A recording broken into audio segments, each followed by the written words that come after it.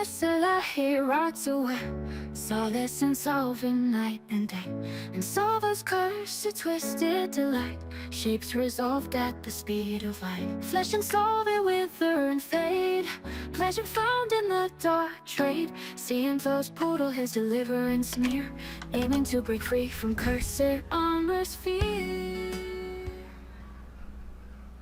Hello everyone, I'm your host MX2, and we are now back to do the next part of this cursed weapon.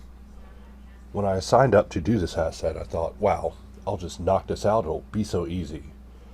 I bet the asset said the same thing about me, that I'm easy, and it'll knock me out in a jiffy. Let's get in here and get this next piece corrected. And as I look at this, I'm like, wow, I don't even think I want to deal with this. And of course every mesh has been applied, so we have our work cut out for us, don't we? So what I want to do is, I think it's Alt-Shift. Let's try it. We'll press W to exit out. And yeah, I think it's Alt-Shift in order to select the cross edges like you see me doing in this case. Using some of those classic Blender tricks. And what we want to do is use Select, Deselect for the checker, because we want to first reduce our circle by 1. We'll do the same thing here. Alt Shift click. Alt Control click to grab everything, and then we'll do the same thing. We will select, checker, deselect, and let's see what we're getting rid of, and that's as good as that gets. Let's do the same thing here. Control Alt click. Control Alt click to grab everything. Select, checker, deselect, remove. And with these reductions, we will extend our lifespan by a certain number of years compared to us shortening it by just dealing with 32 rounds of Who's Your Daddy, which is what we're setting ourselves up for. So with that, I don't even know about this inside. I mean, am I supposed to just solve it to only the area that I'm looking at? That's the only question I have to ask myself. So how will I do that? Well, first things first is using a little bit of Boxcutter to just kind of formalize some areas. Blue Box is my baby. I love Blue Box. It's a technological marvel. The baby shouldn't even exist, but it does. And, if you're taking it for granted, perfect. That's exactly its purpose. You're supposed to look at it and think, oh, that was easy. Blue Box was anything but easy.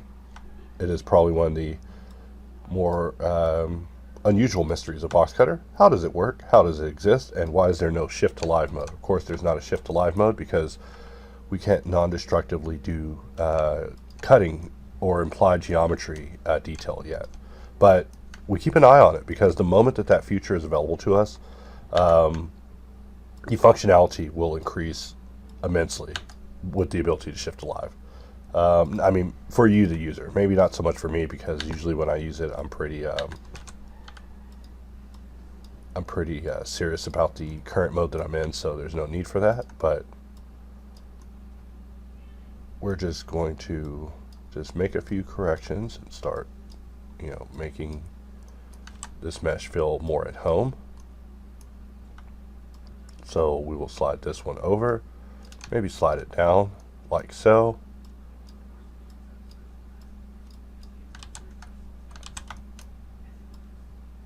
And connect can get a little unusual whenever it comes to selection, because it intends to base it off of the thing you have selected.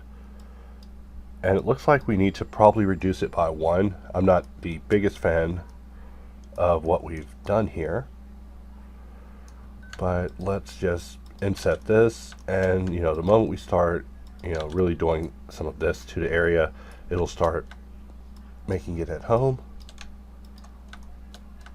In fact, this is all madness until it is not.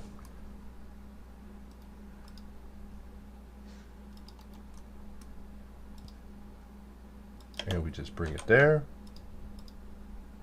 Dissolve these extra tips that are not needed. And something like that will certainly be an improvement. In fact, let's reanalyze this area after simplifying the topo one more level. So something like that is probably more acceptable. And of course, we don't even need any markings whatsoever. So we can just clear any markings and let's remirror it, just because it I didn't uncheck the not remove modifiers option. And so for this area, we now have this piece that just isn't needed. So we'll slide it over to the nearest area for a little verti-mergy happy hour action. So let's jump back into inflow, begin making our connections, and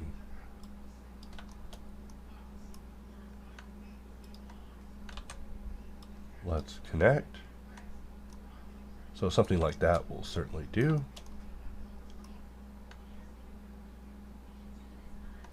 And if we try to add a loop here, we'll end up with something going all the way around. And we don't want that. We want to be careful of how we circumnavigate the form when it comes to edges. And the more I say that, the more I feel like I need to add, I guess what I can only describe as psychological limits to loop cut. Because, you know, it would be cool if loop cut was smart, but it was smart in the way that we need it to be smart. You know, too smart and, you know, it begins to outsmart us. But if we make it just smart enough, it'll be a benefit to anyone using it. And that's kind of the balance I'm contemplating in my mind, is how do we.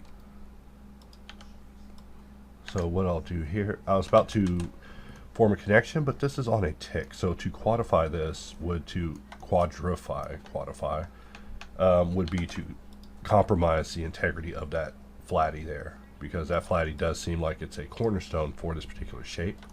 So we won't do that, even though I really want to. So we'll put a loop here just for guidance, which means that these two will need to be inset and made to accommodate.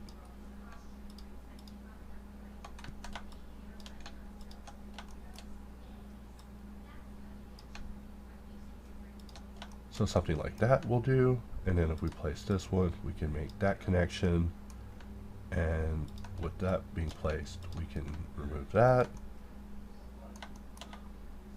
And then with a nice support redirect happening on the other side, we can just make this work.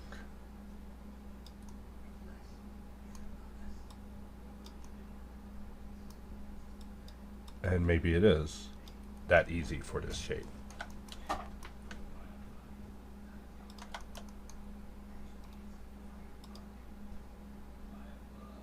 So from here, we are just working our way around, working the loop back up, and for some reason my music paused. One moment. Alright, and we'll slide this in.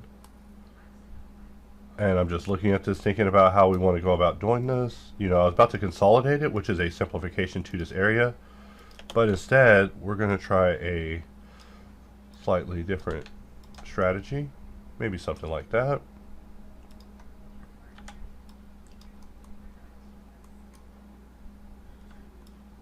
And I'm just looking at this thinking, you know, what if that was a quad? But really, I can't think like that because it can't be. I mean, it can be, it must be, but at this time, no. Let's make our connection across. We'll bring this one across as well. And I think there's a stray point here. Nope, just a real point. And, you know, I was originally trying to create new configs every setup, but it appears that the same setup that we created in setup in video 1, we're able to just keep using and evolving throughout these videos. So I think that is probably the more suitable path to showing the tool to customers. Even though I tend to have kind of a more testy approach, I do want to also show customers a way that they can, you know, immediately get in and start getting their value out of the tool, because, you know, everyone works differently. So we will just throw in a few loops.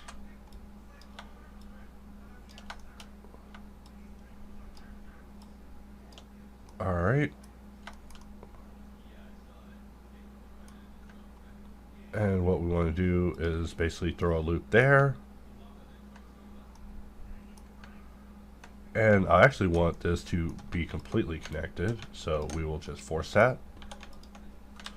And I forgot that we don't have that luxury to us, so let's do that cut again. I was about to grab the edge and slide it back down, but that's not part of this config's plan, is it? So let's put one loop for reinforcement there. We'll bring this one up, make the connection with a fluid redirect. That area is good. And so what about this area?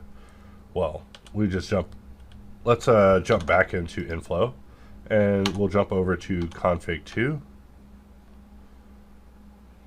where we can select this loop.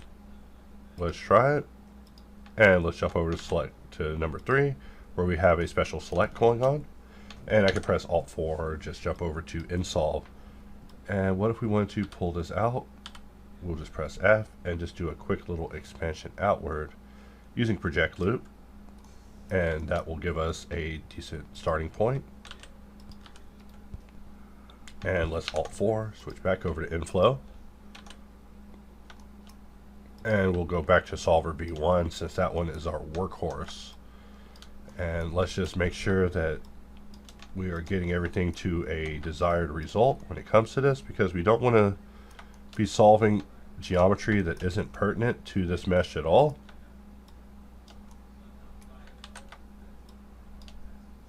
So maybe something like that. And our reductions may not even completely line up with what we have going on with the geometry around it. You know, I kind of did my reductions in haste, but you know, my eyes do a kind of polygonal calculation just on the fly, so I kind of figured that I would get away with it. I just look at stuff and I just try to calculate it like I would if I was playing Price is Right or keeping up with my groceries in a grocery store. I assume everybody tries to calculate their groceries in real time as they're working in a grocery store. I'm surely not the only person who plays Price is Right with their groceries, but I love playing Price is Right in the store. And I'm not even joking. I am almost always like within like a certain amount of my budget, because I just shorthand it to whole numbers and credit allowances. So basically, if I am close to a whole number, I'll credit that with a like little bit of change in credit, just kind of really shorthand it mentally to keep track of all the values. So everything's just rounded to the nearest whole number. All that number psychology nonsense that they do in the store, I just bypass all that. So when they're like, it's $7.99, you know what? To me, you're $8.99. Because you're trying to do basic number math to me. So that means you're possibly trying to trick me with the taxes involved. So, and that sort of way of thinking just has been good for me to just kind of keep things within budget, but not have me running around the store looking like a loser, being a human calculator, which, you know, is never good. And I'm just looking at this, and what we want to do is go and select this entire element, and we'll press G, G, G. Let's try that again. Let's G, G, E, F, E, E. Sorry, Mexican joke there.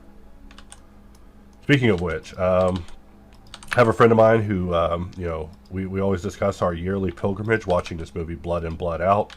It's such a classic movie, and every year I try to watch that movie, the tale of Miklo and his journey trying to survive in the barrio. Like, it's just such a great movie. I mean, by great movie, I mean if you watch it, you would say, God, this movie's terrible. This guy went to prison and went through the worst things ever. And then I'd say, but he became the kingpin at the end. He ended up running the gang. He became the realest person in his whole gang in the end. And not that that is something to aspire to, but, you know, in a way, it's kind of a thuggish happy ending. I mean, most movies in much more terrible fashions, you know, at least didn't die being stabbed and left bleeding out in a cell or something. The American Prison Dream. But yeah, still a classic movie. You know, I might have to leave and go give it a watch. So I remember inside Selecto, I added grid fill, and as a result, that means we have the ability to just quickly grid fill without even having to press Alt G, and I just can't express how much I enjoy that. I cannot express how much I enjoy that, except I will try. I really enjoy it. That's how much I enjoy it. I must also add that, you know, if you're experiencing any sort of bugs or issues, do inform us, keep us in the loop on that, because we definitely care. We are here 24 hours a day. I wake up every morning. My first question is, did a bug hit the towers? Did a bug hit the towers? You know, every now and then I have to tell the coders, I'm like, hey guys, a second bug has hit the towers. They're like, what? They don't get the joke. It's a 9/11 reference. People shouldn't have 9/11 references, might I add. But you know, we remember everything through tragedy, right? So let's get rid of that. We'll jump over to Selecto.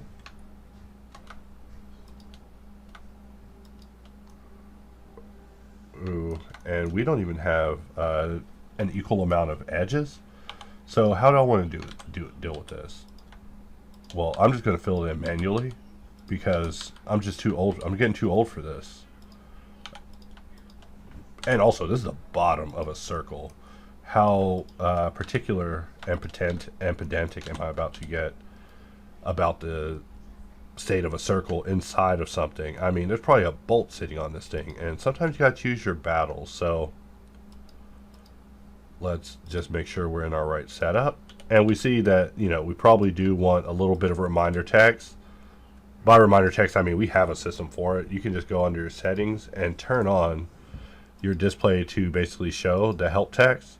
And the help text will tell us what our configuration is, but I have it off for now just because I'm studying what it's like to work without it. I know, weird, but that, I'm telling you, that's me.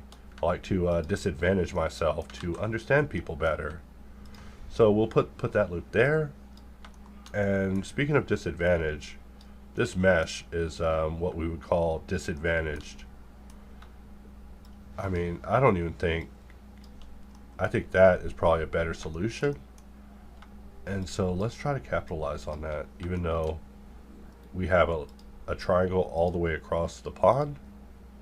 And what that means is that they can meet and they can talk about it. They can discuss their trauma, their triangle related trauma. It's like, hey, you know that guy calls me a triangle? All right, let's this one's good. That one's good. That one's good. This area is possibly not as good. And also, we want this held on to very strongly, so we're going to need a few support loops in here. So that's the reason that we're performing these dissolves right now, is that we do want some sort of reinforcement to happen there, just to demonstrate that this area is a little more important than we're kind of letting it be. And I'm still looking at this, pondering, you know, did we reduce it too much on the outside? Because it sure feels like it, looking at it like this, that we possibly gave it a little bit of destruction. Unneeded destruction, might I add. So let's go ahead and grab this. And at the same time I'm working, I'm also hanging out in a room where everyone's on mute.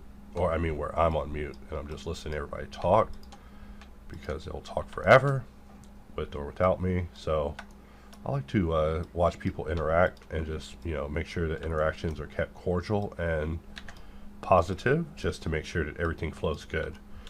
Community cohesion is important to me. So, you know, as weird as that sounds, yeah, I'm like my cat. I spend all my time sitting around watching people, just making sure that you know, the peace is being held. So please respect and enjoy the peace, is what Brother Day would say.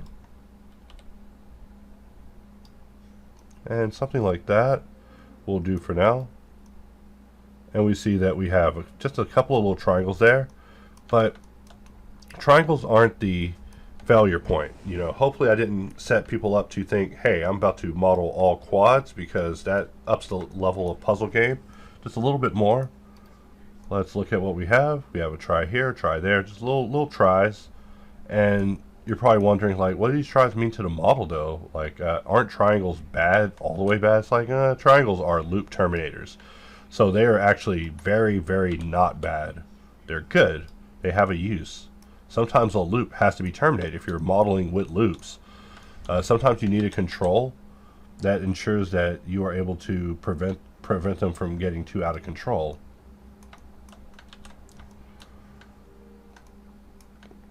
Alright, we'll give this loop this location. Let's try that again. So maybe something like that.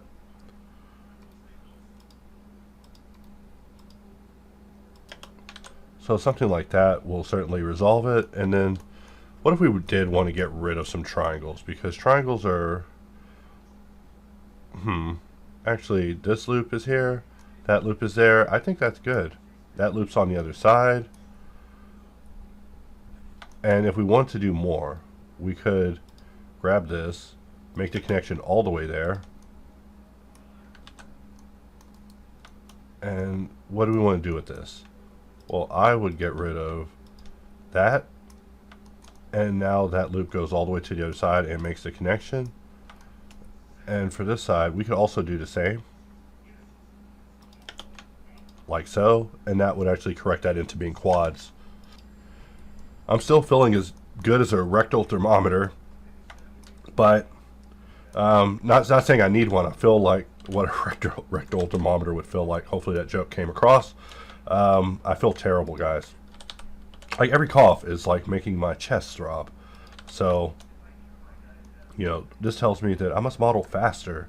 Before, you know, I've been watching Benjamin Franklin. I don't even want to get started on that because I'll start talking some old, talking some of that oldie time smack about Frenchmen. But yeah, when I was watching the show, the show went from making the Frenchmen sound like the greatest people ever as they helped our fledgling country find its freedom, and they started becoming opportunists, asking for more than we had. You know, we're a new nation. We're still over here mistreating black people, and they're asking for all these promises. And that slide just feels odd. I am suspicious of that. You know what? We'll put a triangle there to terminate for now. And let's see what we're giving this across to the other side. Let us grab this area, right click, subdivide, and then we jump right back in. We give this a nice loop in this area. We just press E and then make the connection there. And how do we want to handle this? Probably like so. We want to just jump it up to this area.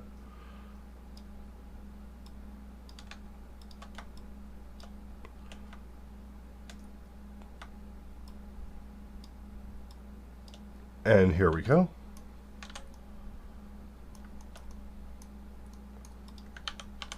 And now what we want to do is go out of wireframe mode, and we'll just take a look at it with proper smoothing. And we're just making sure that everything is just looking good in our subdivision conversion. In fact, we can get rid of display and edit mode, at least for now. Something like that. And we just are stepping back and admiring our handiwork. Alright, and so now it's just a matter of how do we deal with this area, because we do want that to actually be, you know, nice and creased and hard looking, like so. We don't want to lose those planar forms that STLR indicated so diligently. We want to make sure we honor them. So that is basically that for what that particular conversion. We come back out, and if we look at our viewport, we have converted once again another part to being subdivision capable. So we let our timeline plays, and we see that the most troublesome parts we are making our way through. They are mincemeat. They are done. And the elation and rise in pride that we feel from a job well done will further extend to completing this asset. And then from there, we have created the corrected version of this item. In fact, it will be what we call a premium asset. So I look forward to jumping into the next section where we eviscerate even more of these meshes that are quite challenging, might I add. But if we may hover over the area that we just completed, we'll just let that rotate. And if we wanted the camera to be absolutely in that position, because we can just control the camera, we'll just grab our empty and we just place it right here, which I don't even need to exit camera to know, but just in case. Now let us go in local mode, get back into camera get back into camera mode. And is that what you want to see? Are you not entertained? Just kidding. But that is the asset. We went and converted to circles. I don't like how I did this area. I think we could have recircled it to be better contained, but because of it happening in flatty areas, we can get away with such inconsistency. So this model has now been converted, or at least this particular part. And with that, I'll end this section and see you guys in the next video. He rots away, solace in solving night and day, and solvers curse a twisted delight, shapes resolved at the speed of light. Flesh and soul they wither and fade, pleasure found in the dark trade. Seeing flows poodle his deliverance near, aiming to break free from cursed armor's fear.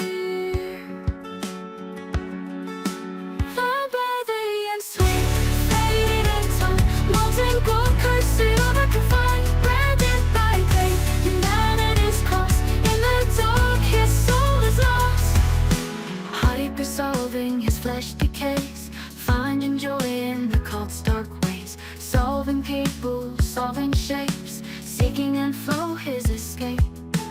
In his soul, solving quick and true, mesh issues vanish like morning dew. With speed and precision it guides his hand, but it's dark curse he cannot withstand. Eyes on nflow, his only light, in the cellar's eternal night. Every soul shape a step to grace, but his body fades, leaving a hollow space. Lower flow, adaptive, sleek and bright, custom tools, context, the light. No keys or menus, pure efficiency. Destiny's fate, his path to see. Raw by day and sleep, faded in tone, molten gold, cursed and unconfined, branded by pain. Humanity's cost, in the dark his soul is lost. Aggressive drums, so is smooth guitaring. Molten gold facing a Cthulhu foe on the dread, otherworldly blade bred sunset, wielding the curse mark of the Boxcutter, an artifact thought whilst now making foes shudder. Separated from flesh, reliving the past, fight to survive, resolve steadfast. Hyper-solving core and soul's might, defeating the foe in the moonless night. Doubly stronger, he stands tall, returning to the cellar, heeding the call. And sweet overlay, swift and neat, added more power, a silver sheen, like weight and snow, bandelier's grace. Customizations touch speed and pace in the dark. He dreams of nflow, a light to cleanse, a path to show. Hybrid solid geometry's dense, seeing suits tools, second chance. Raw by day and sweet fade intertwined, molten gold curse armor confined, branded by pain. Humanity's cost, in the dark his soul is lost. Intro with ease and speed and flows, topologies our creation grows. Conceptual yet with promise fast, shapes complex, simple, fast.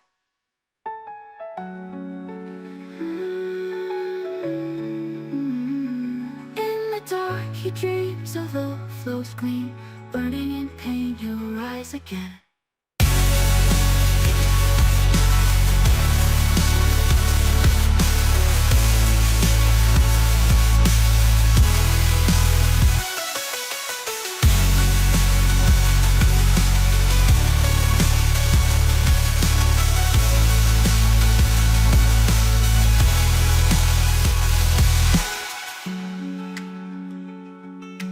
Thanks the way it flows clean, burning in pain he'll rise again.